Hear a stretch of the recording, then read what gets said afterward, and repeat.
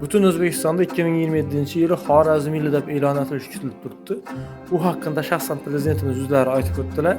Bundan nariyanda e'tibor bo'lmaydi deb o'ylayman va bu videoni oxirigacha tomosha qilib barcha Xorazmliman degan insonlarga shunday tashakkur. Kelgusi yil kelishib olganimizda Xorazm yili bo'ladi dedik biz O'zbekistonda. Xorazmga bo'lgan tashrif bo'yicha katta rejalar, mana topshiriq berdim, yo'l xaritasini qilishyapti.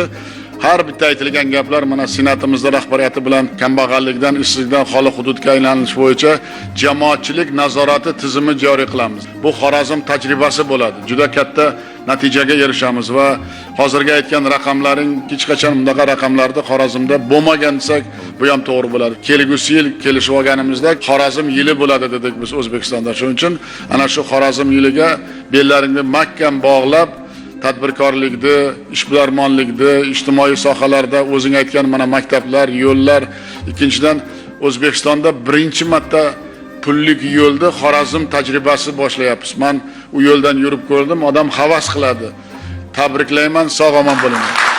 Katta rahmat.